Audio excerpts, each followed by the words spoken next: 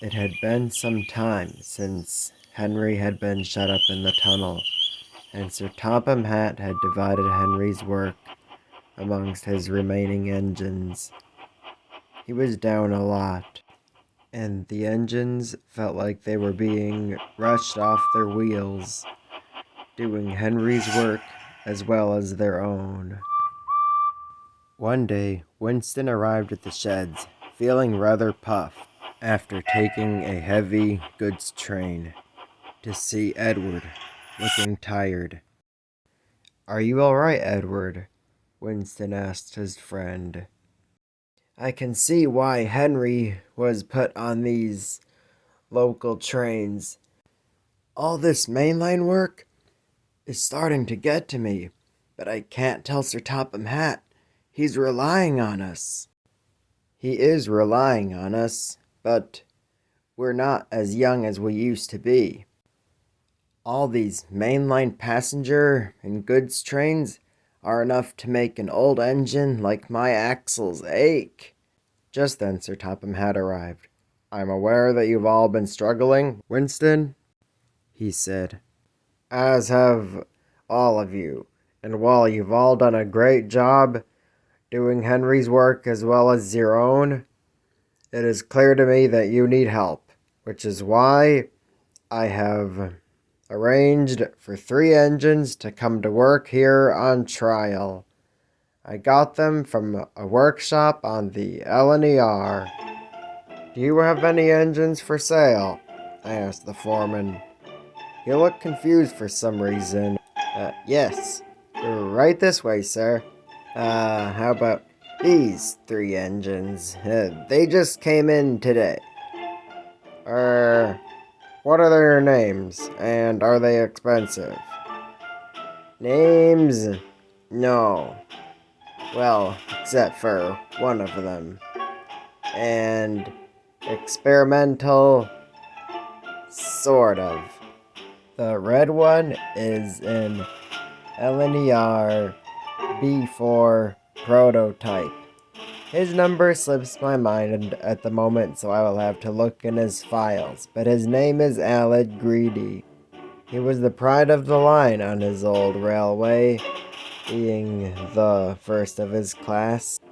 Now the blue one here is one of the LNER A1 prototypes. Except for the last one, this one was a success, and he is very strong and very reliable. His number is 87546. Now the other blue one is one of the LNER B15 prototypes.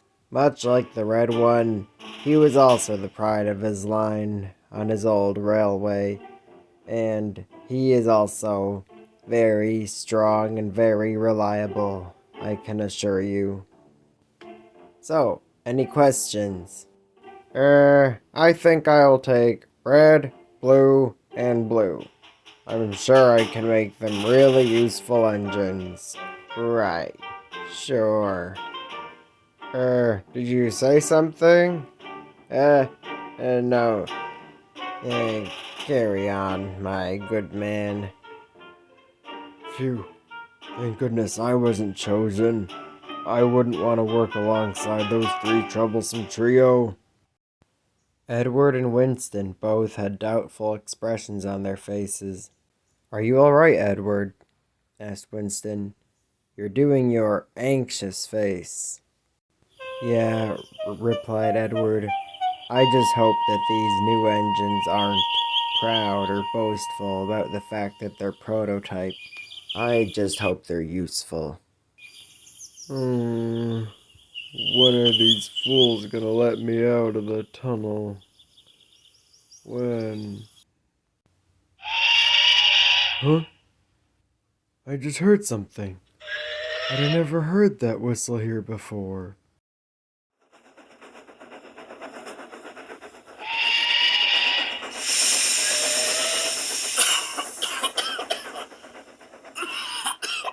What was that?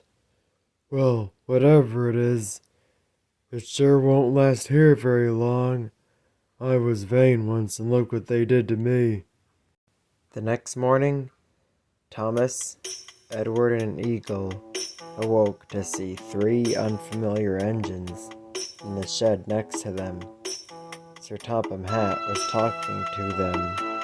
Despite their initial suspicion, the engines wanted to make the newcomers feel welcome.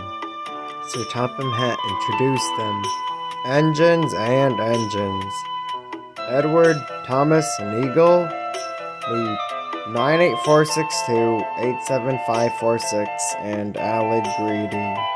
A true honor it is to meet you, 98462 oiled. Yes, a true privilege, added 87546. Alec Greedy said nothing.